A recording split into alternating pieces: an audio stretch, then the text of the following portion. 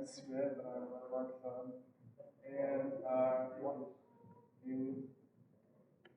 just want to thank you all for your support, supporting me on my trip to Northern Ireland, which is a little bit different than Ireland proper, but we'll get into that in a minute. Just thank you for supporting me closely. There, is that better? All right. Thank you for supporting me financially and through your prayers and your encouragement and your kind words and through all the help that y'all have given me. I really appreciate it. I wouldn't have been able to go without you, so thank you. And so yeah, I was in Northern Ireland for Summer Madness 2023, and what Summer Madness is, it is the basically the Ireland equivalent of Falls Creek, but they don't call it a camp. I guess they don't use that word. They call it a festival.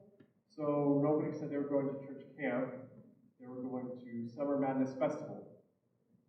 So we called it a festival, which I don't know why, but that's what we did. You can go to the next slide. So we were in Northern Ireland, which is a little bit different than what you generally think of Ireland. So Ireland, technically, I guess, is the entire island, but there's a small part of it in the north that is still owned by Great Britain. So back in the 1700s or whatever, Great Britain gained control of all of Ireland, and it was part of their kingdom. In 1921, they gave most of it back to them to have independence, except this little part in the north that has the UK flag on it voted to stay with the Great Britain because the people that lived there, most of them were, instead of being Catholic, like people in the South, they were Protestant, and they wanted to stay with the United Kingdom and stay with the Protestant monarch instead of going and being part of the Catholic Republic. So that's why it's a little bit different, and I'll get a little more into history later. And this picture on the right, I don't know how well you can see it, but that is a bunch of wooden pallets stacked up hundreds of feet in the air with a UK flag on top. And that is because in Northern Ireland, on the 12th of July, they celebrate a very important holiday to them where they celebrate basically remaining part of the UK and being British in some way. And they build these giant statues with wooden pallets that they steal from people's yards and stuff. And then on the 12th of July, they set them on fire. And that is like 100 yards, 100 feet away from somebody's house. So they're very brave with that. And you would only see that in Northern Ireland. You would not see that in the South. If you tried to build one in the South, they would probably beat you up. So you can move to the next slide. I know there's like half of your brain that is very interested in learning about all the ministry and stuff that went on, and then the other half of your brain is very interested in seeing all the very pretty pictures from Ireland. So I'll try to do both. But yes, it is as beautiful as everyone says it is. It's very, very gorgeous, and everyone is very friendly there that I met. But I mean, I was with the church camp group, so that may have skewed a little bit, but I thought everyone was very friendly, and it was a very beautiful country.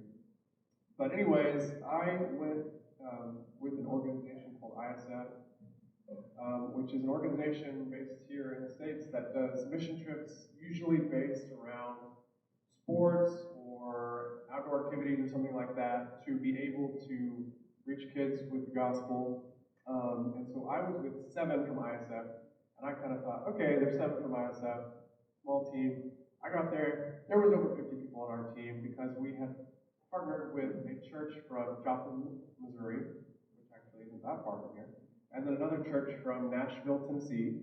And in addition to the team of Irish believers there, or Northern Irish believers that are there, that were already working. And so our team was like over 50 people, and most of us stayed in that house on the left, which is 30 minutes in the middle of nowhere, next to sheep farms and you can barely get a cell phone signal, and we slept like four to a room. Some people had six in their room. I had four, and we just got really comfortable with each other because we had to meet 50 new people and get used to living with them.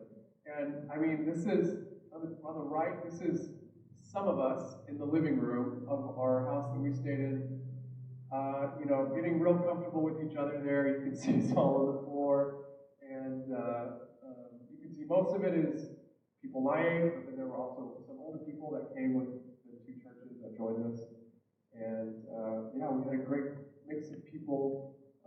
Got to meet a lot of really cool people my age that are really into missions and ministry and really love Jesus and want to share the gospel. And that was really cool.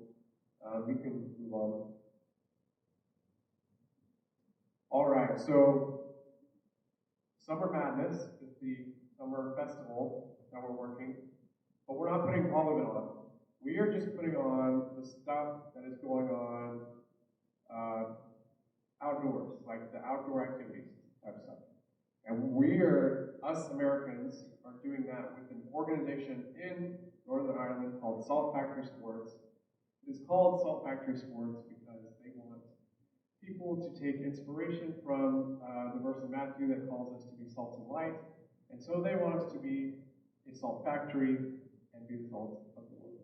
So we worked with them, and they were started by a guy named Chris, who was a professional volleyball coach. And I think he helped a team actually qualify for the Olympics in volleyball, the women's national team.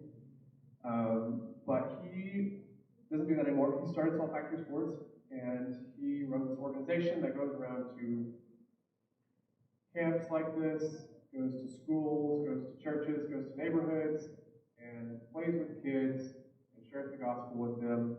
And then they work all the way up to high school teams and even some professional teams they're working with now because he has professional level coaching experience. So they do a lot of really cool stuff in Northern Ireland.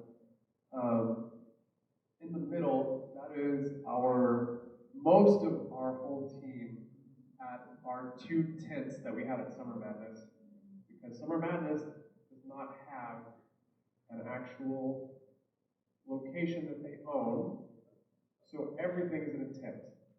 Worship is in a tent, our stuff is in a tent, everybody is in a tent. There's 2,000 children sleeping in tents with their youth pastors. So please pray for the Northern Irish youth pastors that are in tents for a week every year.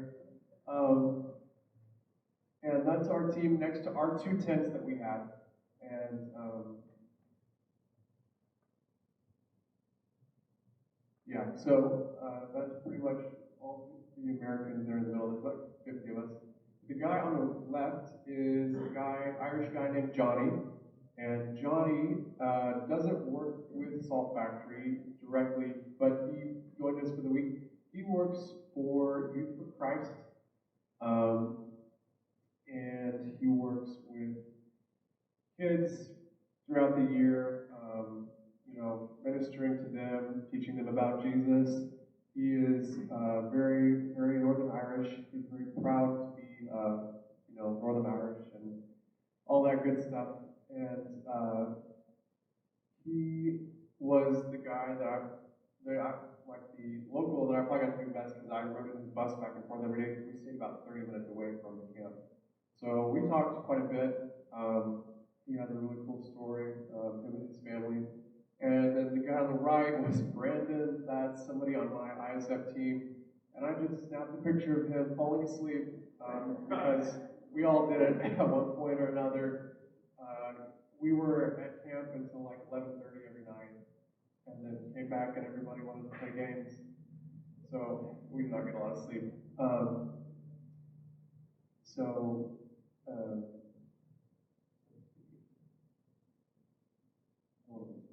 okay, so yes, I'll go a little bit more into the history. So roughly from the late 1960s to the late 1990s, there was something called the Troubles. If you've ever heard of Bloody Sunday, that was what started it. It was basically the tearing apart of the island of Ireland between the south and the north. That wound never really healed, and in the 1960s, it got really bad. And there were groups on both sides that did illegal terrorist type things to, try to either remain independent or to take Northern Ireland back and make it part of the South. And everybody that was there during that time has stories. Like everybody that I met, they've got a family member that died or almost died, or was recruited by these organizations. Like they would go door to door and knock and say, "Join us, or we're going to shoot you." So, like, it was really bad. It was really, really bad. There were tanks in the streets, and this was like up to the 90s. There were tanks in the streets. There were hotels being bombed, cars being bombed. One person I met, their dad worked in the bomb squad during this time, and he was working on a bomb, left the room, and like 30 seconds later, it blew up and killed his partner that he left. Another person, uh, another person, I'm trying to remember. It was, I believe it was their grandmother and grandfather. One of them was Protestant, evangelical. One of them was Catholic. And when they got married, her parents tried to murder her because she married somebody from the other side. So this was a really bad divide, and kind of the legacy of this somewhat is that a lot of religion in Ireland, in the north and the south, is about politics now.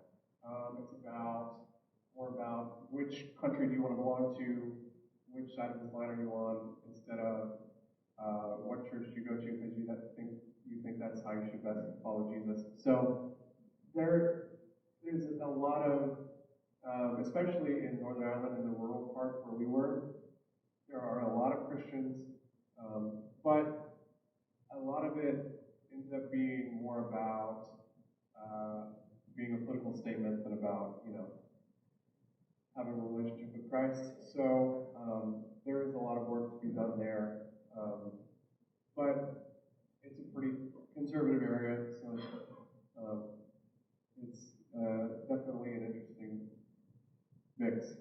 So when we got there, we really didn't have anything set up for Summer Madness. So the second day we were there, we had to go and set up both of our tents and everything that we were going to do for the week, get it ready for the 5 days of camp that we were going to have. And so this picture on the left, this is one of our tents we called the lean-to, and that was like basically we turned it into a giant living room. So you can see there's couches, there's board games, we were selling snacks in there, and we just placed people in there, especially some of the more seasoned people on our team that didn't want to be outside all day. They sat up and on the couch, and they would play games with the kids, and they would talk to them, get to know them, minister to them. I remember there was one lady on our team that got a chance to minister to this girl that had been adopted from somewhere in Africa, I think Kenya maybe, and the lady on our team told her, she drew a picture of her and told her just how beautiful she was, and she liked drawing a picture of her. And this girl said, "Are you serious?" I said, "Yeah." She said, "I've never heard that in my life." She said that she would look at herself in the mirror when she was in the orphanage. She would look at herself in the mirror every night and try to tell herself that she was white until she was like 12. And she had never been, this lady had told her that she wanted to draw a picture because she thought her skin was so beautiful. She had really clear skin. She said, "I had never heard that in my life." So that was a really, really impactful moment that our team got to have, and that lady got to share a lot of scripture with this girl about how she's beautifully and wonderfully made and how God loves her and all of that. So that was something really amazing that went in that. And then our other tent was basically just a big open space. Different things happened during the day, but at night we would come in and we would do something really, really fun with the kids. Like we had an American night close to the 4th, and we played American music and danced with them, and they really loved that. Another night we had trivia. Another night we had, I don't even know, My brain's blanking. But we had fun stuff in the other one every night. This picture in the middle, this is where we ate dinner. So you see the sign on the right, it says, "Welcome to Port Lanone." You don't pronounce the G. I know it's confusing. But Port Lanone was the city where Summer Madness was. So there's this town of Port Lanone, and about five, not even five, right outside of the city, there is actually a Catholic monastery. And this Catholic monastery owns a plot of land that they rent out for Summer Madness to have camp there. So we were having camp on a plot of land between a Catholic monastery and a sheep farm that they gave us. I don't know why, but they did, thankfully. And it's right outside of Port Lanone. And our team we would park at the camp, and then for our meals, we would walk into town about 15 minutes to this, it says Church of Ireland Parish Center, and that church loaned us their parish hall, which is like a fellowship hall, but they call it parish hall, and it has a kitchen and a big dining hall, and they lent us that to have our meals in there because, camp with tents, we didn't want to eat MREs or anything, so we walked in to get a home-cooked meal. You can move to the next slide. All right. So the camp, this isn't pictures of the campsite. They were kind of restrictive about us taking pictures because there's really strict laws there about taking pictures of kids that are underage without their parents' written permission. So I don't have that many pictures of the camp, but you can imagine it's a big field with 2,000 tents for kids and then a circus tent for worship and some other ones. But this on the left is another shot of the building or the house where we stayed. And then the middle is the river that runs right next to Port Lanone. And then on the right is a ruined church building that was right behind the house where we stayed. And it was from probably the 1600s because I saw gravestones, maybe the 1700s, because I saw gravestones from the 1750s. So older than our country officially. And it was just kind of chilling there because everything there is like thousands of years old. So like, oh, it's only 250 years old, 300 years old. Just let it, whatever. It's not that historical. So I'm just kind of sitting there. But what an average day at camp would look like for us was get up. Our team would have worship and do that kind of thing. And then we would go to camp. We would pack lunch, go to camp, get set up for the day. We would have kids basically from noon until 5 or 5:30. So I'm outside 5.5 hours, playing with kids, talking to them, having fun, a lot of good stuff like that, trying to have conversations, gospel conversations. And then you're absolutely exhausted, and then you walk 20 minutes into town to eat at the fellowship hall of that church, and then walk 20 minutes back, and then we would go to the main worship that the camp had at night in the circus tent, and then we would get set up for what we would do at night, which would usually be from 9 to 11, and then we would, from 11 to 11:30, we would pack up, and then drive 30 minutes home, get home about midnight, and then people would want to play games until like 2 a.m. I did not join them every night because I passed out. And then you wake up at 8 a.m. and do it all over again. And we did that for 5 days. So it was very exhausting, but very rewarding. And so our team had 3 people that we led to the Lord. And we were just doing the rec. Like we weren't doing any of the preaching, any of the teaching, but our team led 3 kids to the Lord. One kid I know, my friend that I met on the trip, led this kid to the Lord. They asked him when they first started talking to him. They said, "Why do you think you're going to go to heaven?" He said, "Because I'm a good person." And when they were done talking with him and done praying with him, they said, "Why do you think you're going to go to heaven?" He said, "Because of the decision that I made for Christ today." So, good stuff going on. And then camp, the preaching for the first 4 nights was not great. It was the camp kind of it was for all different kinds of churches. So it kind of had to appeal to different church types. But in the last night, they had a very, very clear gospel presentation. Great pastor came and spoke, very clear gospel presentation. And then he did the traditional, bow your head, close your eyes, pray after me, and then raise your hand if you pray to receive Christ. And we looked up because we were curious, and we didn't see any hands, and we were devastated.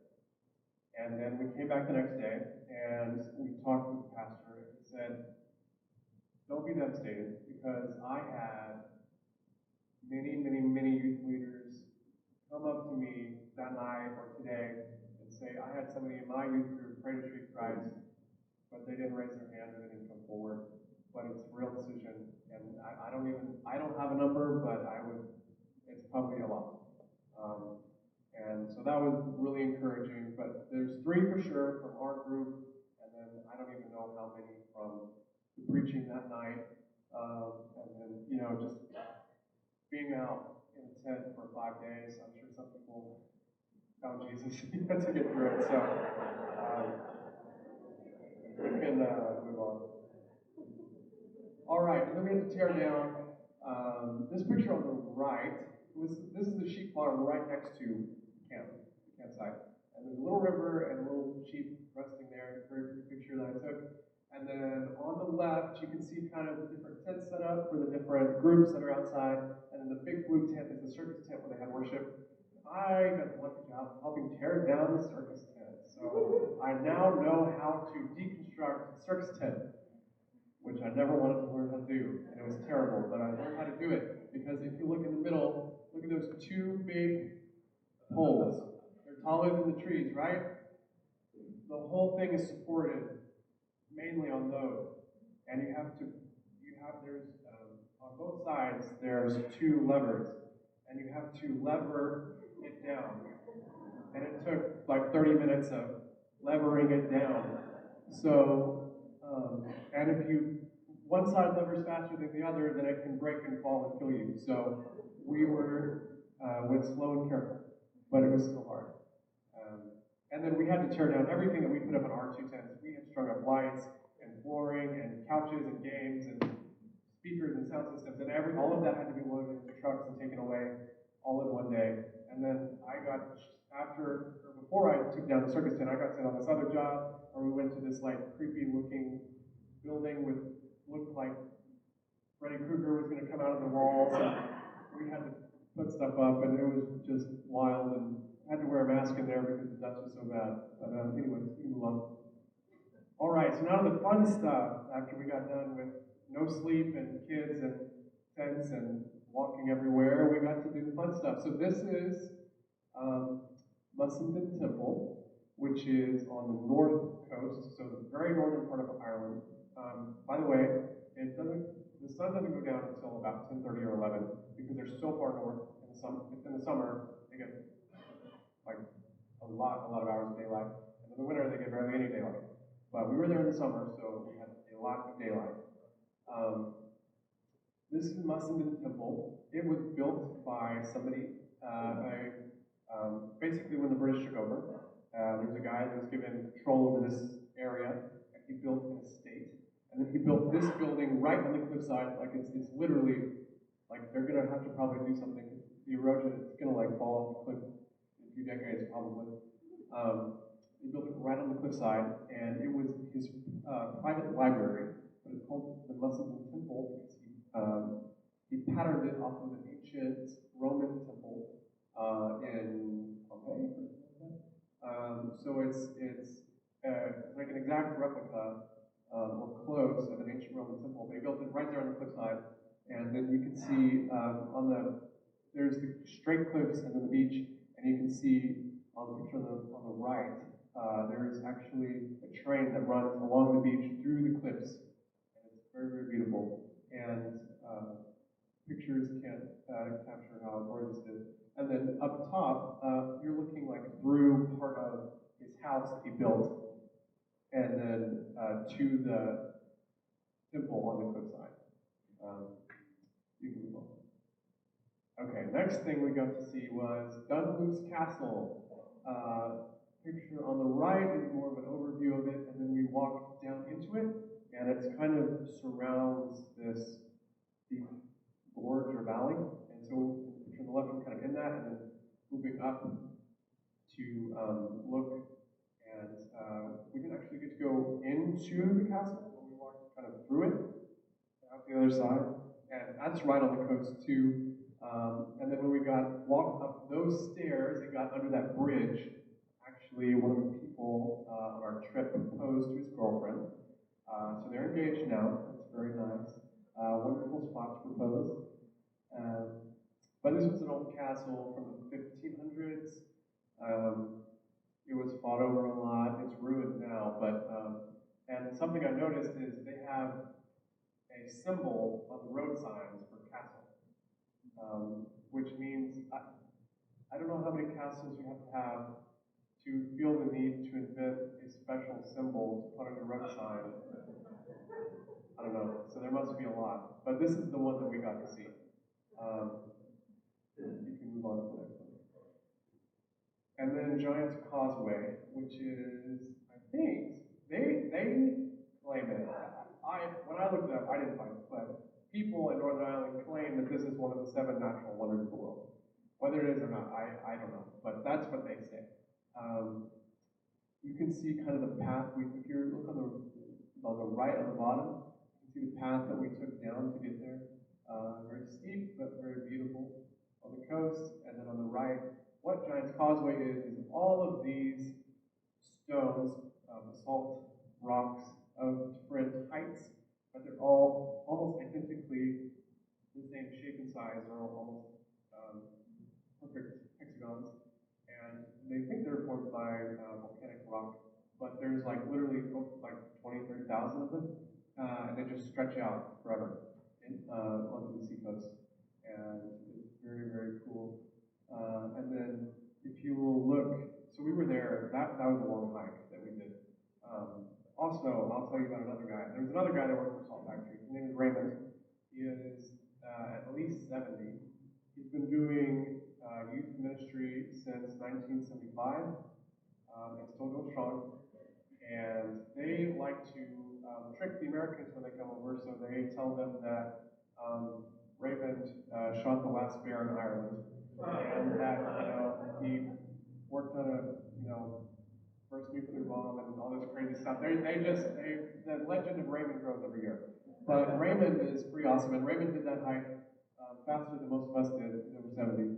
And then if you, on the top on the right, there is a beach that we stopped at where they filmed some different TV shows and stuff. And then some people, not me, because I was smart, jumped from the cliff into the ocean.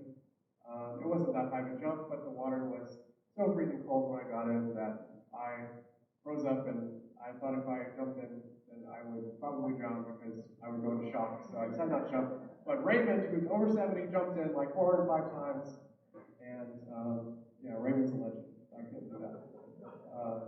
You can move on. All right. And then the last thing, so all the 40 plus people that wasn't with my small group from the 2 churches in Joplin and Nashville went home after that.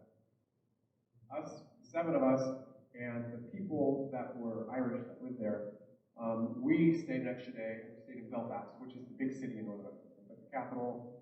I think it's like 600,000 people in the metro area, which isn't, it's not as big as Tulsa, but for them it's really big because there's only like 2 million people in the country.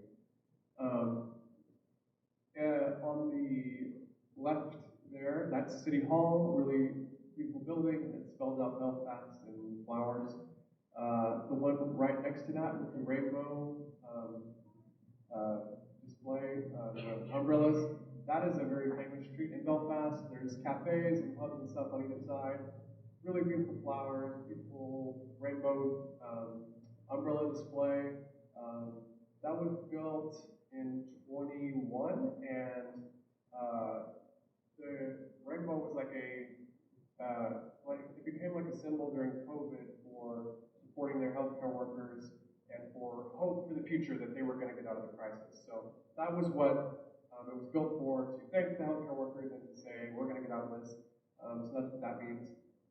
The picture right next to that is Queen's University, Belfast. And it was actually apparently graduation day when we drove by it because there was a bunch of people out in their doctoral robes. So that was pretty cool, but really beautiful university campus.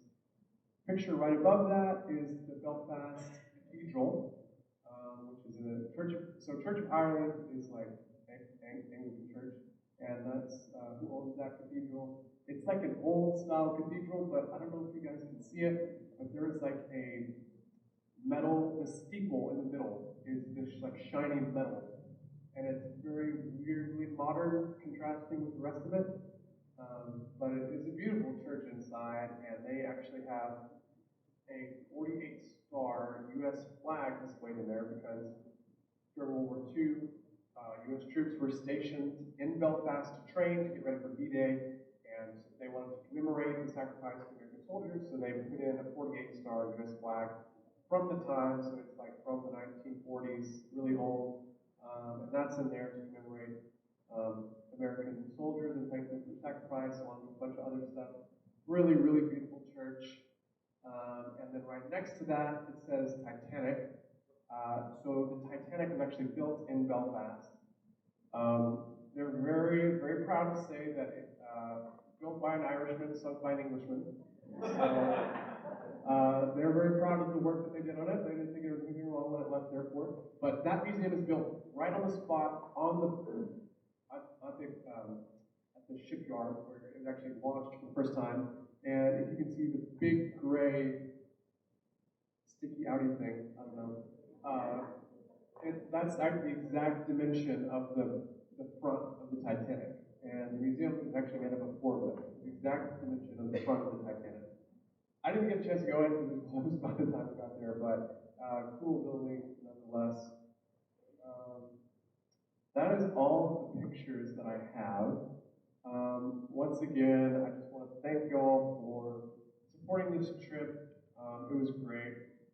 Northern Ireland is a really cool country. It's really beautiful. People are very friendly, but and it's a very religious country. But sometimes there is a lot of confusion about what that means. It gets mixed up with politics, and it becomes more about that instead of a relationship with Christ. And that's what we try to bring people. We try to cross those boundaries, help people to understand that. So there were some kids that came from the South to Northern Ireland. Yeah, that's right. There were some kids that came from the South to Northern Ireland for the camp because there's not very many, evangelical church camps in the South because they're mostly Catholic. So there were some that came, and I best relationship that I made with the camper was a kid from Dublin, which is in the South, and he came up with his church, and we talked 2 or 3 days, quite a bit. He was very new in his faith. I got to encourage him. I got to talk with him. He was really interested in America, so I answered a lot of his questions. Met him and his whole church group. He wanted to introduce me to everybody. His name was Henry. And last time I saw him, I said, "Hey, I'm praying for you. I'm praying for what God's going to do in your life." He said, "I'm praying for you too and all of my new American friends." So that was really special to talk to him, encourage him in his faith. And, all those kids that lives were touched by what we were to do only because you guys support me to go on this trip to make it happen. Summer Madness wouldn't have happened if there weren't a bunch of, and they love to say this, they love to say these crazy Americans that came in here, and without 50 crazy Americans coming, Summer Madness wouldn't have happened. They wouldn't have been able to host 2,000 kids in tents for 5 days. It really is madness. It's aptly named, but because of y'all support, your prayer, everything, that was able to happen. Thank you for being a part of it. And I will leave you with one Irish slang. So if you are in Ireland or Northern Ireland and you want to tell somebody that that you've had a good time, you don't say that you had a lot of fun. You don't use the word fun. They say crack. They say, "Oh, we had a lot of crack." So we have you. So we have the main speaker standing up in front of 2,000 kids and saying, guys, I really want you to enjoy the crack this week at camp. So I will just leave you with that. Thanks. And, okay.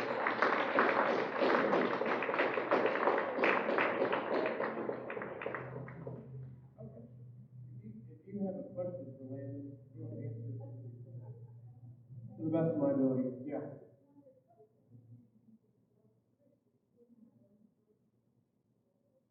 That would depend on how you count it. I think it's like, at this point, it's like 30%, 30 or 35% Catholic, 30 or 35% Protestant, but that's anything that's not Catholic. So, depends on what you want to put in there. The people that we worked with at Salt Factory, they were all from evangelical churches.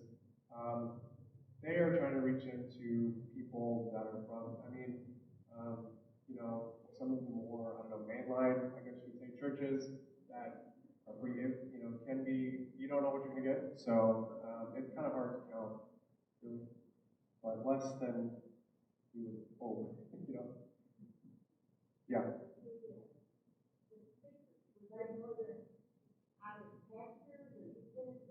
Yes. So they were different speakers, evangelists. Some of them were English. Some of them one guy was American. I think there was an Irish person. But they were from a very diverse, like one of them worked with an organization helping people in human trafficking. And she talked about that. That was like the message one night. There was an American pastor that was the guy that shared the gospel very clearly. And then there was a couple English people that shared messages that were maybe more geared towards kids that were already Christian. So, but yeah, it's English, Irish, American. A lot. I heard they had Matt Chandler a couple years ago. So that's interesting. Yes. It was 55 to 65 degrees every day and rain. Well, it was. The thing is, you get every possible weather 4 times a day for about 15 minutes apiece. So it's sunny and 65 or 70, then it's cloudy, then it's windy, then it's raining, then it's cloudy, then it's windy, then it's sunny, then it's cloudy, then it's raining, all the time. So if you don't like the weather, literally wait 15 minutes and it will be different. You're putting your hoodie on and off and on and off and on and off and on and off all day. Yeah. I had a great crack. Yeah. Great crack. You can walk up to if you ever meet an Irish person, walk up, say, "What's the crack?" And they'll be like, "You know." They'll love it. Trust me.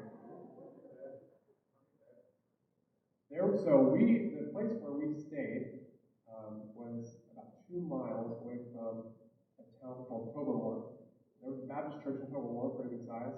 There were a couple Baptist churches in Belfast, Baptist churches.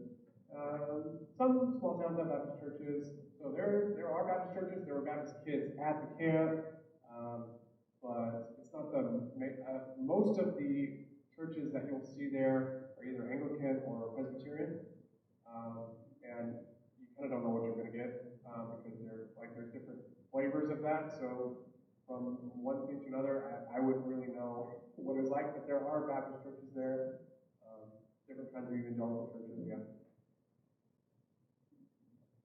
Yeah. In a heartbeat. I would get on a plane today. I love it. Sorry. Music. My driver, Johnny, put on classical music. He said that was his anti-road rage music. So that's what I heard. We've played American music, but they have. It's pop music now is kind of the same everywhere. But there were some songs that there's a song that they played about a girl from Belfast City. They really love that song.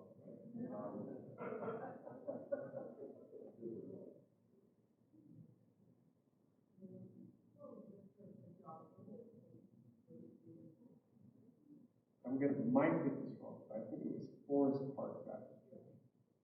Yeah. Okay, I think that's what it is.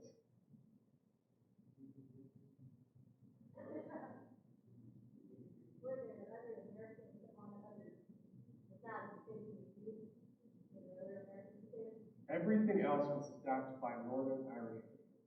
We were the only Americans. We were the crazy Americans.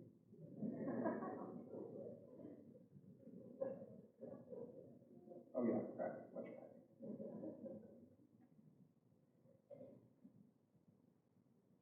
Anything else?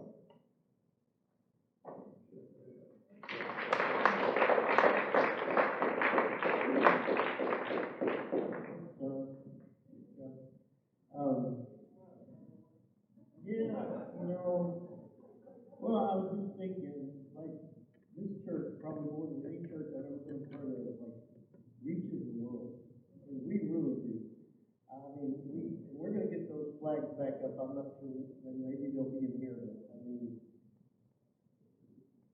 people from our church, from Memorial Heights, Claremore, Oklahoma, literally have reached around the world. You're a part of that, and you've supported, you've given, you've prayed for Landon and all the others are gone. But and I want to thank you for loving and being good to my kids. I don't suggest going to to Brahms tonight and saying, I want some good crack tonight. How that would work. When I was sitting there thinking, he was talking about all the trouble that they had in the past in Northern Ireland. But I can remember when I was a kid when I was a teenager, like Northern Ireland was not where you wanted to be. I mean, they were blowing people up all the time over there. And so when I was a teenager in high school, if you'd have told me that I was going to have a son that would be on a mission trip to Northern Ireland, I mean, it would have terrified me. And I was thinking about that, and then I thought, yeah, but if I was a teenager in high school and you told me I was going to have a son, that would have terrified me. So, anyway. All right, well, let's close in a word of prayer and go to second service at Brahms. So, how about that? Let's close. Stan, we'll close in a word of prayer. Paul, huh? Share about Paul. Why don't I let Paul share about Paul's trip? Paul's going on a trip. You leaving tomorrow? Huh? Well, why don't you tell us what you're going to do briefly, and then we'll give you a chance when you come back to share. You're leaving out in the morning, aren't you? Yeah, 6 o'clock. So if anybody wants to wish me well at the airport, I'll be there at about 4:30. I'll be away. You'll be away. So yeah, you just thought you were going to prom. Maybe he hasn't been in here when they give me a mic. So no, I'm going to Causeway, Belize. So if you're not familiar with Belize, some people, when I say we're going to Belize, they say where, right? And then others, they've heard of Belize just because of their attempt to draw tourism into the country. The country's only been Belize since the 80s. So it was British Honduras up until the 80s. So now it's a real mix of people. It's kind of an interesting story we'll get into much later because it's a little bit of a lengthy one on how I even came to know this area. Real quickly, I don't have a real blood brother, but I have one that I grew up with, and he owns a home there. So that's how I got plugged in there. And then, strangely enough, I was introduced to a pastor, and we've been corresponding back and forth ever since. And it seems like God has put us together to work together. So they're having their very first VBS. They were in basically a park. The town is about 6,000 people, give or take. It's almost in Mexico. So the weather is very different there. Two or three people asked me, so what's the weather like? It's extremely hot and extremely humid. so it's just kind of like that. It's sticky, and they don't have air conditioning. So it's very poor. So they just do they don't know that it's hot, you know. So, but it's interesting. We're gonna have a VBS that starts this week. It'll be their very first one. Not typically the way they would do it, but they did a pre-registration, and so far we have 135 kids that are coming out of the community. We have 23 volunteers working with those 130 kids. So pray for us that, but God will do wonders in this. You can see His hand all over it. So it'll be a really good time. And then we're going to end up after we've been outside through the entire VBS. We're going to have a fun day. It's similar to what we do for family night. So you kind of have a big wrap up, except it's going to be 4 hours and it's outdoors. And we're going to just bring trampolines and slip and slides and all these things. So hopefully we will be energized by these kids and their energy, because it's going to be hard to kind of keep going until fun day, until we all have crack. Hey, they speak like 5 different languages and they put them all together. So you can Google all these words all you want. They don't exist. I'm going to introduce one tomorrow. So we will get to introduce Landon's word into Elysian terms tomorrow, and they'll love it because it's very confusing when you talk to them. You have all different. They all look different, right? They're kind of like the United States is a melting pot, and they all have their languages. And for a time, English is still the language, the legal language, because of its time under British rule. So, but they've morphed them all together into this slang. And then there's a really strong influence from Jamaica and the Caribbean islands. And so what happens is you have people that look like they're from Mexico and in those areas that say, "Yeah, man." so it kind of twists your brain a little bit. You're confused about where you're at, you know, and what's going on. But the good thing is they have, from what I've understand and from what I've seen so far, they have really soft hearts. So that's what we're looking for, right? To sow a seed in hard hearts is really hard, and that's what we run into so often here in the United States. So it's so nice to go somewhere where they're hungry and their hearts are soft, and so to be able to share the gospel with them is going to be incredible. So just pray that we have a lot of children and a lot of parents to get saved through this. I'll spend my afternoons with the VBS, and as much as possible, I am the only one going, so I'm going to try and do some visitations before VBS if I can manage to get going, and just do some one-on-ones in households and stuff like that that they take me to, people that have visited their church, and much like we do here. But sometimes, for some reason, if you travel a long ways, they're more willing to listen to you. It's kind of an interesting thing. We see that even in this country. So just pray for that as well, that I'll get plenty of opportunities to share the gospel one-on-one with people in their homes, and that they'll be receptive to that. Okay, yes, sir. All right. God continues to work, and like I said, touches this is what happens in Claremore touches the world. What happens in Memorial Heights touches the world. That ought to excite you. It excites me. It's good stuff. All right, let's stand. We'll close in a word of prayer.